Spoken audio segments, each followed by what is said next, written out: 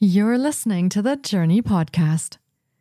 In a world where the mind often leads, could the path to well-being be a journey back to the soul?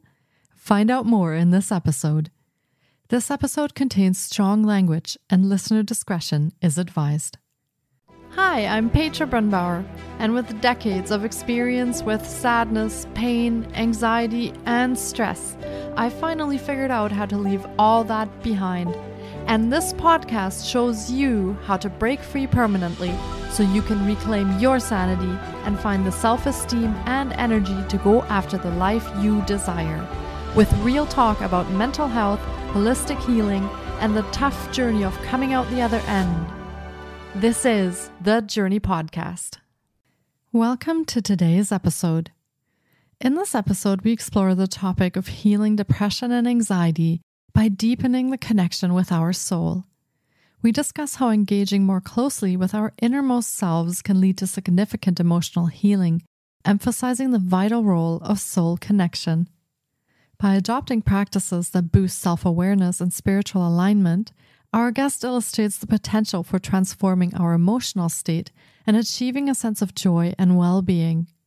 This conversation encourages us to explore the impact of soul connection on our well-being, inviting us to engage in deep self-discovery and healing. Veronika Wildova is a former singer, songwriter, and project manager in a software company. Her intuitive gifts blossomed amidst the lockdown crisis. Drawing from her soul reading expertise, she empowers individuals in workshops and light language courses, helping them unlock their innate intuition and recognize the unique value they bring to our world.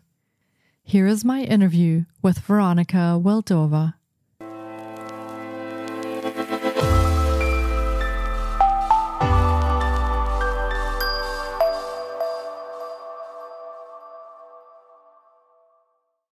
Hi, Veronika. It's so great to have you on the podcast today. I've been looking forward to getting to chat with you because healing depression and anxiety is such an important topic for today's conversation and also for the state of the world today. So thank you so much for coming on and welcome to the podcast. Ooh, thank you, Petra, for inviting me. Yeah, it's my pleasure. I think this is a very important thing to talk about and to explore. So I'm very excited that you're here. For starters, would you like to share a little bit about yourself and tell listeners a bit about what you do and how you came to do that?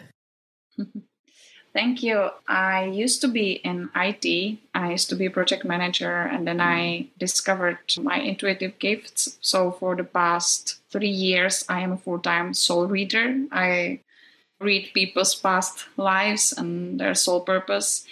However, I never thought this would be my profession, but I always did some kind of healing modality since I was 15. So it used to be my hobby and now it's my profession. Yeah, that sounds like actually a big shift from IT into soul healing. So was there anything in particular that happened on your journey that made you dig in and say, no, I need a change in direction or I need that shift? Did anything happen that you experienced? Well, I started deep healing of my anxiety and depression when I was 21. I continued for several years and it helped me to the point when I felt good about myself. I was successful in my work and with my band, but it felt like something was missing in my life and I couldn't point it out until the lockdown hit. We didn't have any shows and I couldn't go to the office. I found myself alone in my flat with my little dog.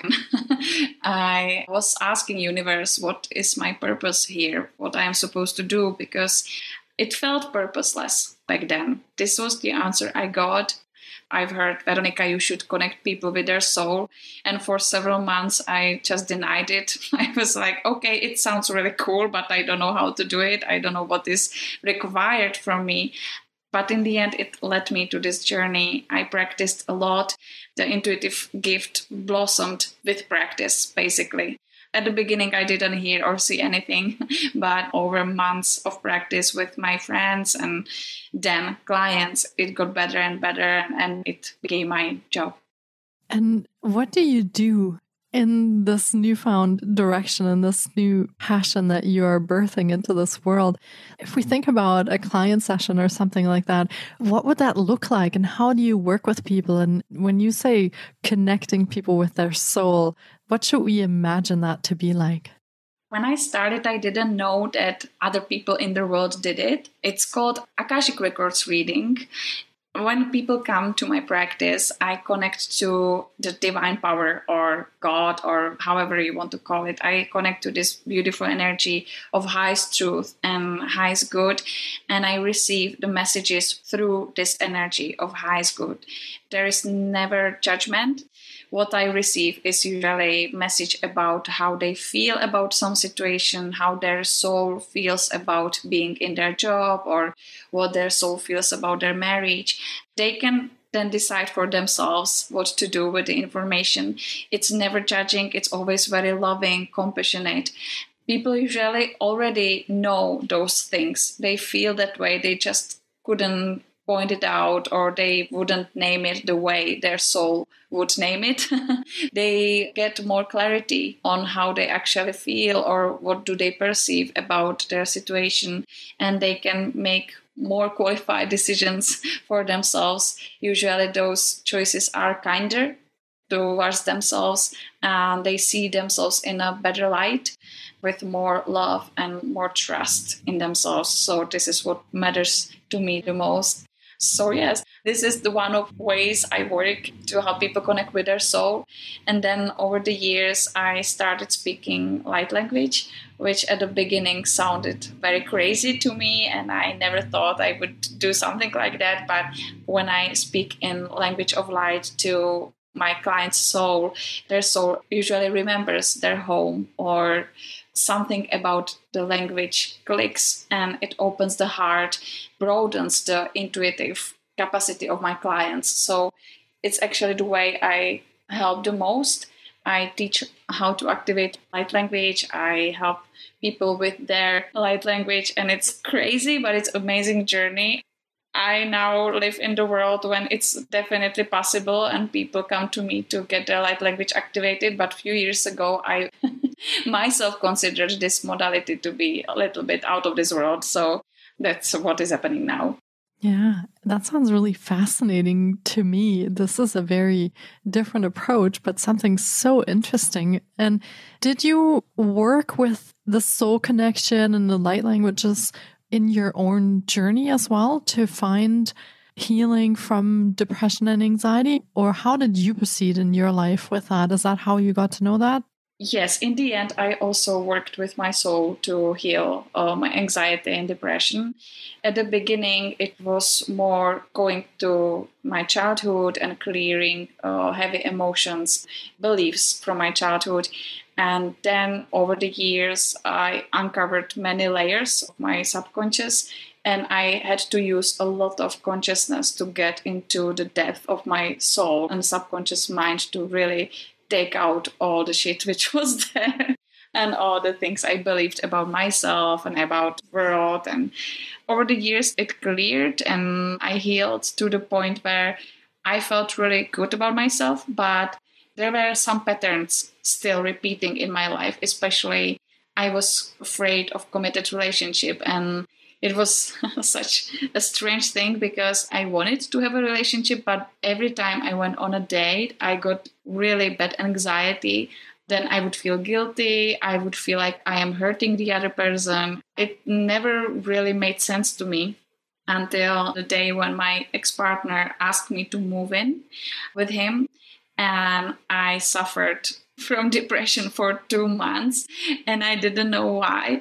I connected to my soul a lot. I was asking for explanation or healing or clearing because it didn't make sense. It felt like it wasn't from my childhood anymore. It felt like something from different world. And then finally, I got to a past life where I was Egyptian soldier. I was a guy. I was prohibited from having a relationship because I was in some kind of saint army. I had a relationship. I was in love with a girl and they killed her because I was in a relationship with her, and then they killed me. But I didn't mind my own death. I minded this idea of somebody being killed because of me being in a relationship with them. And this really strange and not really rational pattern kept repeating in my life. I was so scared that my partner was going to die because I will be in a relationship with him that I just couldn't allow happening it for many months. But then I cleared it, I healed it, we moved in together, and we spent together 2 beautiful years, and then then he didn't die, which was amazing. I love that story. That is amazing. But it goes to show that very often the things that we cannot explain in our lives that are maybe holding us back or that are causing upset and challenges in our lives, they may not even be from this lifetime, and we might not be aware of that. So how can people tell if there are things happening in their lives that might not be from this lifetime? Is there any way that we can become aware of that? Yes, I think from my practice, I can already see some patterns, how you can recognize this. My recommendation would be always start with your life, which you have now, always clear or work on this incarnation, because this is what matters to your soul the most anyway. Going into your body, to your subconscious mind, dance it out, or do some art or some inner healing, clearing. What matters the most is your present moment and your present life, your present body, what you have now. Anyway, if you clear everything from this life and the patterns keep repeating, you are usually called to step up your game. It wouldn't be happening if universe didn't have something bigger or greater for you.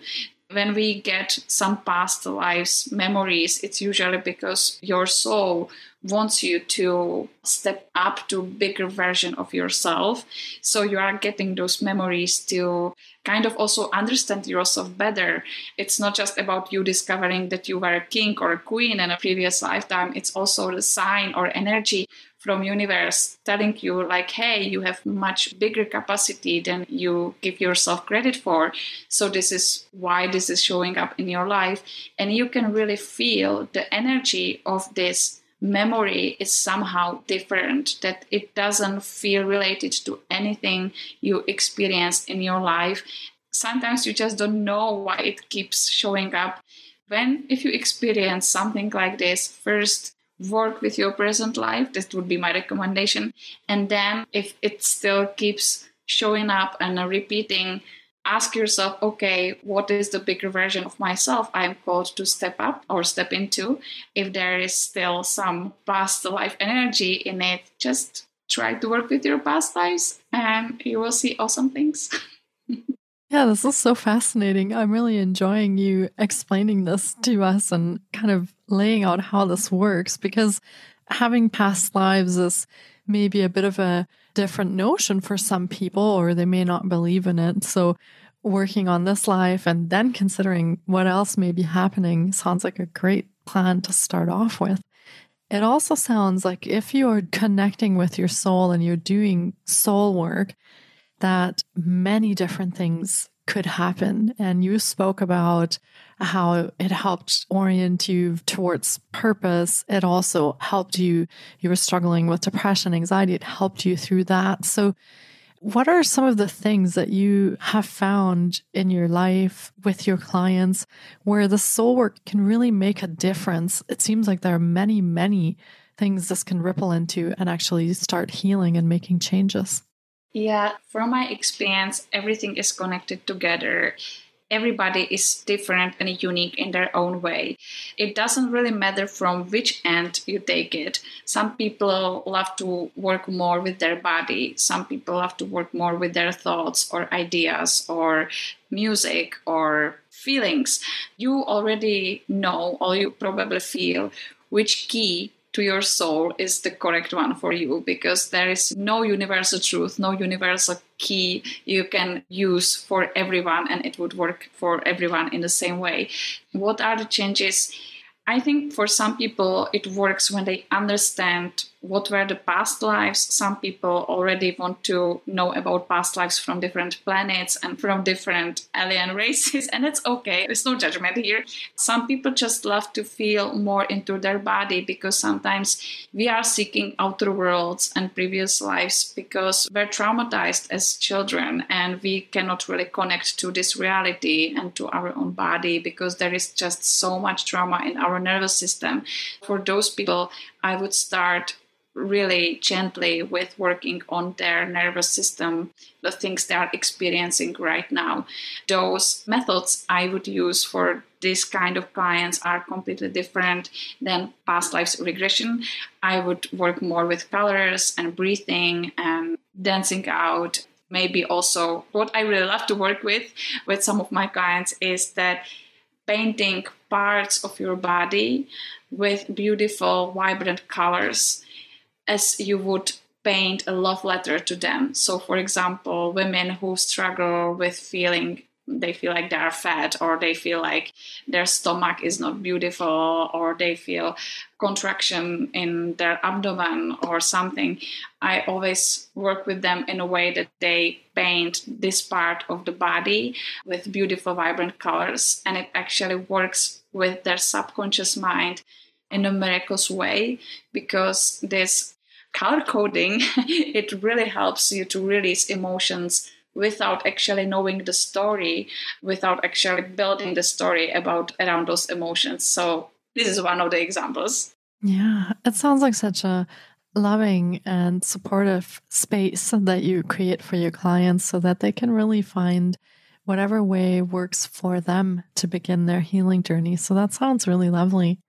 And can anyone work on connecting with their soul, or is this a difficult thing? Do you need special skills, or do you have to have certain abilities, or can anyone come and work with you on connecting with their soul? From my point of view, it's easy. As I work with many people who have various difficulties with connecting to their soul, I know that it requires quite some time and patience, really repetition, and also following your own gut, your own intuition. So yes, from my point of view, everybody can connect to their soul, but also you need to find the keys to your soul, because your soul speaks in very natural way. It's not anything like huge or mysterious. At the beginning, your soul speaks when you are in a quiet place, or you quiet your mind, you quiet your thoughts, then you can really hear the voice of your soul. Sometimes it speaks through your intuition, or you ask for something at the beginning of the month and you hear the answer at the beginning of the other month. Sometimes you hear the answer in the shower or on the toilet. Everything is cool. You usually hear answers when you feel most relaxed. You don't have to do crazy stuff to hear the voice of your soul. You just need to trust your own intuition. Because, yes, and one more cue is the soul is the voice of highest love and highest good. It would never want you to do anything you would feel like hurtful or contracted or fearful or anything like this. Your soul is always broadening your horizons. It would make you feel more liberated and more free and more powerful, more loving towards yourself. This is how you can recognize the voice of your soul, because your soul is your greatest cheerleader. No matter how difficult proceeding your pain might sound, how difficult sounds to proceed your depression and anxiety, your soul is always like, hey, let's do it. I know it fucking sucks to go through this, but let's do it. We can do it. And in the end, it's the best thing you can do with your life when you heal yourself. That's a big one, and a great point that you're making, because we very often hear these negative voices and we hear the negative self-talk. So to distinguish a little bit between what might be our inner critic and what is maybe the soul communication. So a really good point is that the soul will cheer us on, the soul will support us and have our highest good in mind. And everything else around that probably just comes from our own fear and our own trauma that we need to work through. So yeah, thank you for explaining that. I love the idea that we can connect with our soul. And when you do connect with your soul and you start listening more to this intuition and to where it guides you, what kind of changes do you see in people's lives when they start healing on that path?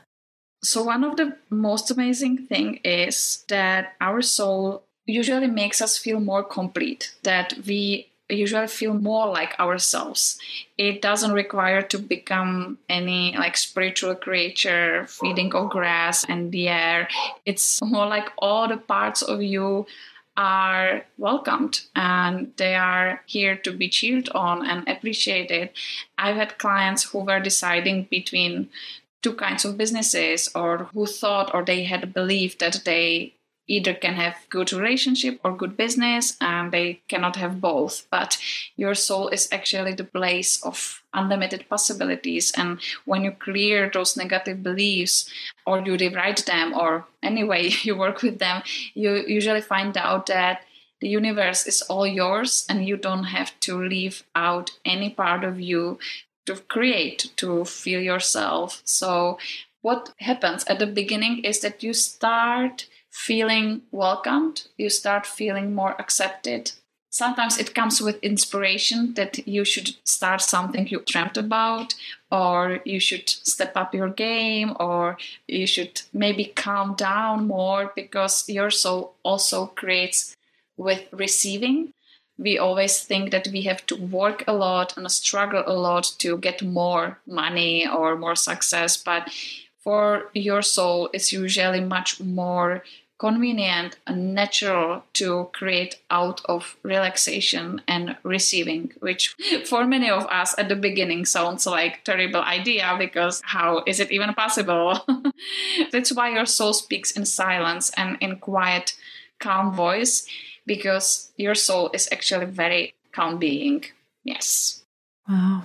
That sounds really great to start on that path. And like there would be a lot of healing, a lot of self-love, self-acceptance, many things that we are missing today in our lives for many of us. So yeah, it sounds like a wonderful path forward to start connecting with your soul and beginning the work from that angle. So thank you very, very much for sharing that with us. Now, you work with clients as well.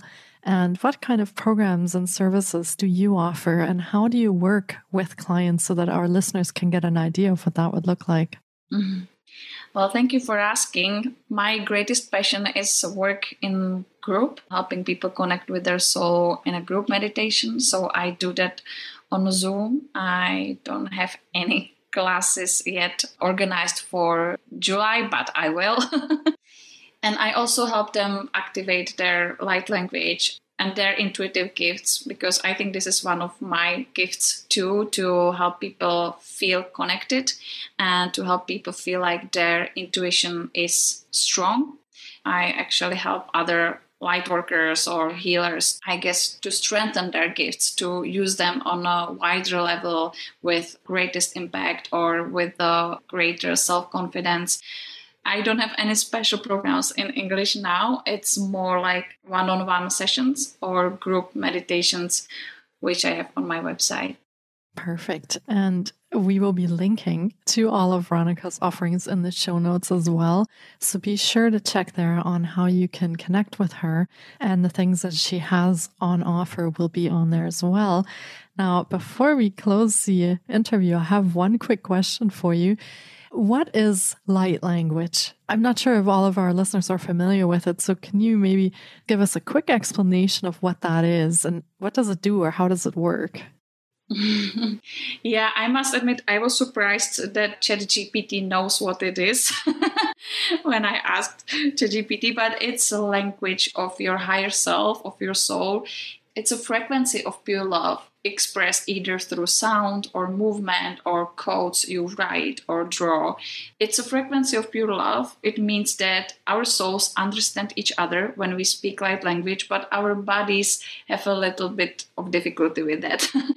Actually, I found out that some part of religious, I think Christians have this prayer in tongues, Also, some shamanic healers speak light language. Also, you can hear some of it in Avatar movie.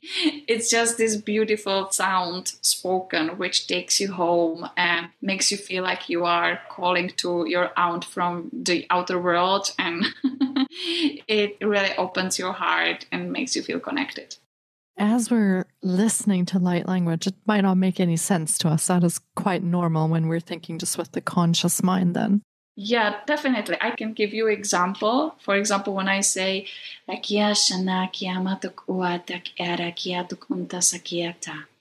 doesn't make any sense in terms of words, but it's the purpose behind the sounds. It's more like I speak it with very loving intention. This is something your soul can recognize.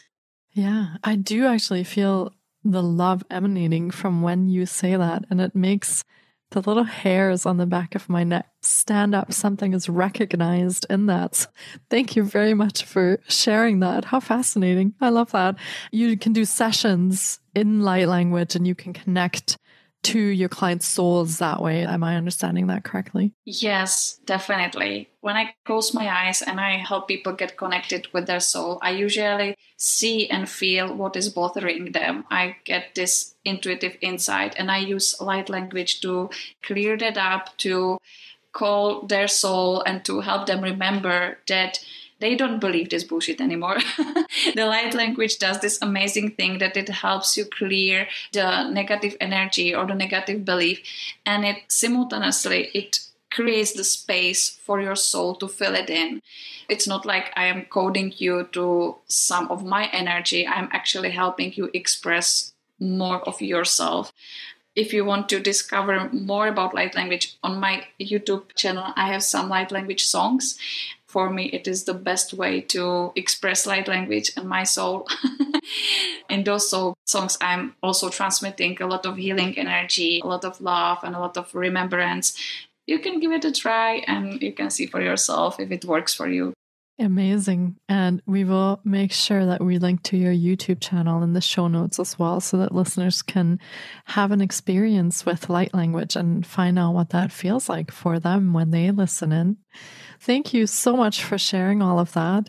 And this has been another incredible episode. And I really hope that our listeners have enjoyed our journey into healing depression and anxiety as much as I have. We've come at it from a bit of a different angle today. And I think this has been a fascinating look at some ways that we can approach our life and our healing with our soul connection, with past lives from a little bit of a different view. So thank you again so much for coming on and sharing that today, Veronika. I really appreciate you sharing your wisdom and your insights on how you work with this and how you work with your clients. Thank you so much for being here today. Thank you very much. Thank you for having me and have a great day. You too. Thank you. Take care. Thank you so much for taking time out of your day to listen in.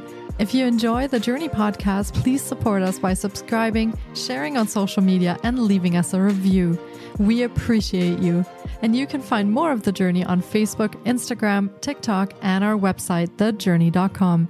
Sending you love and courage, and see you next time.